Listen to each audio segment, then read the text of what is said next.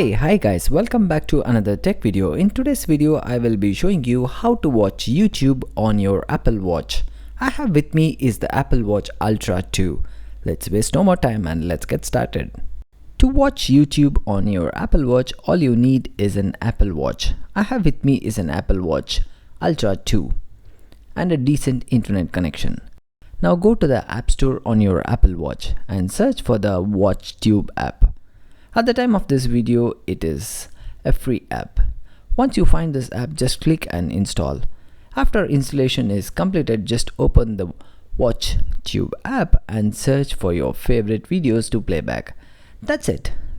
What do you guys think about watching YouTube on your Apple Watch Ultra 2? Do let us know your opinions in the comment section below. If you like this video, please give it a like and share this video. And thank you for watching iTech. See you on my next video. Until then, save water and save planet. Bye guys.